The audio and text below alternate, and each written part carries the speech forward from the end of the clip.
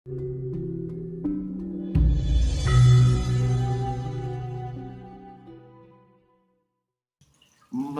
titik keseimbangan. Dan kalau alam itu mencari titik keseimbangan, pasti akan bergejolak dari 4 unsur alam: angin, air, api, tanah. Berarti hujan yang Pak Fajar ini ada Ya, itu bagian dari penyeimbangan alam juga. Ini mau dora sadar kan itu. Lho nek arep anggap glembus, aku omongan aku glembus ora percaya karepe kan gitu.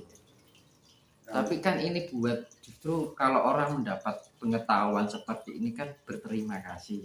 Benar, Mas. Nah, kan Agar lebih waspada. nah, wong yo ora ndani elek lho. Aku ngomong kayak gini kan ngomong mengajak kita biar eling gitu. Iya, Mas. Orang ngajari sesat kan gitu. Mengajari eling-eling karo alammu. Kita hidup di mana? Kita makan dengan apa?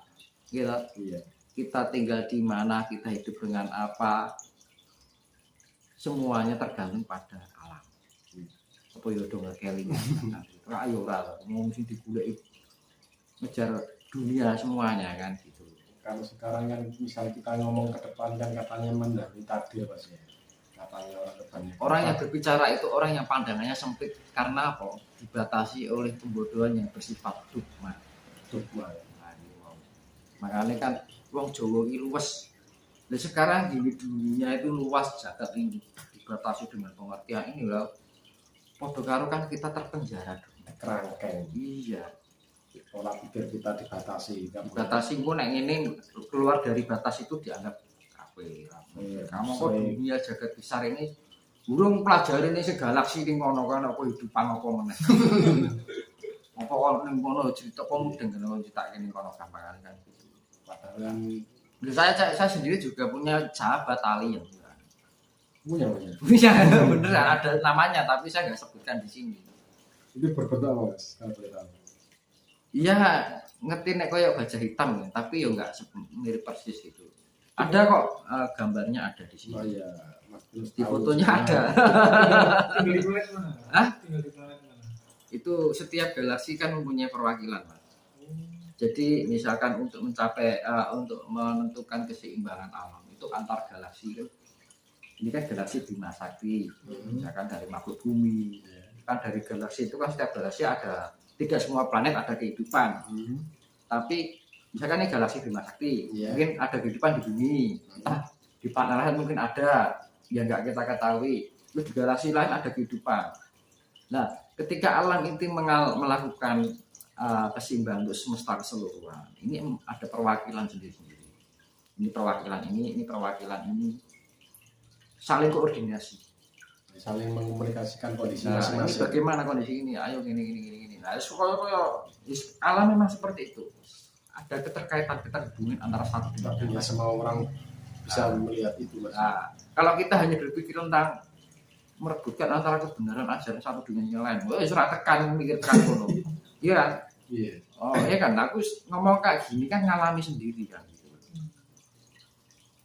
Ya, dibilang alien ada nggak? Ya ada, gitu. Wong saya nyatanya punya sahabat kan gitu. Iya benar-benar. Karena sering koordinasi. Oh ini gitu kan. Makanya saya ngomong kayak gini tuh ya orang mau gacoh gelambreh kan gitu. Koordinasi sana sini. Tapi kan saya yang tahu kan itu loh. Wong dianggap edan ya karepmu kan gitu kan. Iya kan? Iya. Karena orang yang ngatain juga nggak tahu kan gitu kan. Makanya kan dari pembicaraan seperti ini itu tinggal mengiling biar kita tuh lebih sadar, lebih iling. Apa kalau iling? Itu tadi iling dengan pikiran kita iling dengan hidup di mana. Kan gitu. Eling kan biar tidak lupa kan. Iya toh. Kalau diarani eling kan berarti orang lupa. Tidak lupa. Orang sudah lupa kan repot kan. Lupa dengan diri kita. Siapa? Ya kan. Mas Tinus. Iya. Gimana pendapat panjenengan tentang akan kembalinya ajaran Adiluhung Jawa? Ya itu memang cita-cita leluhur kita. Cita-cita ya. Karena kehidupan sekarang yang terjadi ini tidak diinginkan oleh leluhur sama sekali. Sama sekali, Mas. Kenceng. Sudah keluar dari jalurnya ini berarti Mas. Ya, manusia sudah tidak seperti manusia lagi. Wis sekarang itu hewan berbadan manusia. Kasarannya seperti itu. Kalau Right. nggak pakai Oh, bahasa demi itu kasar, wis juga tobat loh, musola tobat kan gitu. Nah, teman. Iya benar. Zaman sekarang itu hantu itu lebih takut dengan manusia. Lalu sekarang hantu ngetok malah disote di viral kayak itu malah kayak wedi gitu kan. Lebih menakutkan manusia sekarang. Malah hantu itu takut dengan manusia. Mana di syuting malah enggak kali itu. Zaman sekarang tuh aneh-aneh aja. ini Mas kembali apa ke topik. Jadi memang yaitu tadi keluhuran itu kan artinya kembali pada perjanjian yang sabdo palem itu yang ditagih itu adalah keluhuran yang sekarang entah nggak tahu kemana. Nah, melalui apa proses alam. Itu makanya sejak tahun 2018 itu mulai pembangkitan spiritual itu apa sebenarnya? Jiwa-jiwa lampau itu mencari wadah baru. Mereka mempunyai tugas untuk mengembalikan ajaran adiluhur.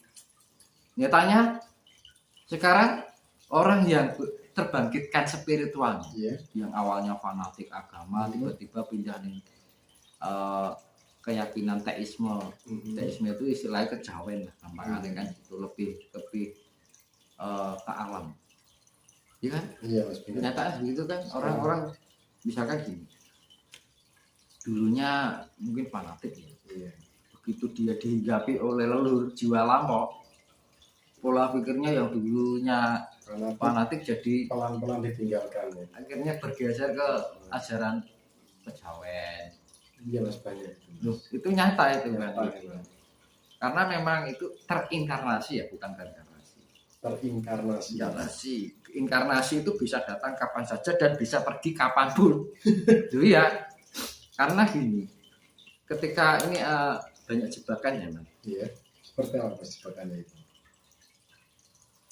Ketika seorang dapat inkarnasi dari jiwa lampau, tiba-tiba kita merasakan perubahan nih, pasti akan ada ujian benturan kehidupan, entah ekonomi, masalah cinta, masalah keluarga, masalah kerjaan. Enek gue. Orang yang tanya yang terbangkitkan itu pasti masalahnya ono gue sejak tahun 2018 bentuk terus. Misalkan dulunya orang kaya jadi miskin, kena benturan dulunya itu jatuh, misalkan punya usaha tiba-tiba jatuh. Apakah COVID itu ada hubungannya Mas? Ya banyak sekali ya dampaknya. Itu juga banyak leluhur jiwa lampau itu menitis ke wadah baru untuk apa? Mengembalikan pencerahan, kembalikan ajaran-ajaran, membantu mengembalikan ajaran-ajaran keluhuran di masa lampau yang sekarang entah hilang kemana. Nah kalau sudah itu pada menitis kan sedikit demi sedikit itu kan menggapai merangkul banyak orang untuk kembali pada ajaran adiluhur leluhur kita dahulu, gitu. Iya. Akhirnya pada kembali seperti itu.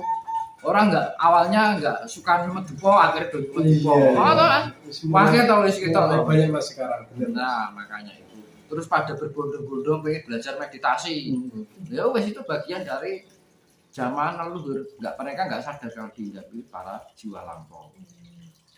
Nah ketika orang itu tidak dihinggapi oleh jiwa lampau, tidak lulus ujian, kan pasti ada benturan masalah ya, pasti itu untuk mendapatkan pengetahuan dan belajar, sebagai pembelajaran untuk mendapatkan pengetahuan. Ketika tidak bisa lulus dengan itu ya dia loncat lari, dia mencari wadah baru. Inkarnasi seperti itu, ketika datang kapan saja kita nggak tahu di luar kesadaran kita itu bisa pindah. Ketika yang dihinggapi ini tidak bisa menjalankan dengan baik, dia akan lari. Jadi sifatnya dibilang selektif, dinamis ya. Nah itu kalau reinkarnasi itu bawaan dari lahir. Reinkarnasi ada dua. Apa itu Mas? Reinkarnasi orang yang moksa dengan reinkarnasi orang yang tidak moksa. Tidak moksa dalam arti akhir hayatnya meninggal gitu. Tapi kalau moksa kan bisa menguraikan tubuh fisiknya. menguraikan yang menjadi hilang tanpa jasad. moksa itu artinya merubah tubuh fisik menjadi metafisik. Jadi menguraikan tubuh fisik ini menjadi tubuh metafisik, butiran cahaya. Jadi kembali ke unsur air, kembali ke itu. Jadi menyatu antara 5 unsur itu menyatu jadi satu kemanunggalan. Jadi tidak unsur yang terpisah-pisah menjadi unsur cahaya. Nah itu yang namanya moksa. Jadi dari tubuh fisik menguraikan menjadi tubuh metafisik. Nah, itu ada wong saya keluarga saya Pak saya ada nggak gitu. Ada Mas ya. Nyata ya berarti bukan Sampai sekarang nggak tahu kemana. Di kamar tinggal bajunya aja. Iya. Itu ada Pak Desa sendiri. Saya juga pernah dengar cerita bukan cerita dari kakeknya Mas katanya gitu. Dia buat tempat kosong seberapa. Saya pernah ngobrol sama Pak Desa saya waktu kecil. Sampai sekarang nggak tahu entah kemana. Dia dulu seorang pandita. Pernah jadi bisa misalkan sel tubuh fisiknya itu bisa 2 raga. Iya, terus sampai begitu nggak sama istrinya kan, aku mau ke kamar, tinggal pakaiannya nggak ada. Masih ada orang seperti itu. Jadi moksa itu ada, bukan mitos, bukan dongeng ya. nah, Tapi kenyataan.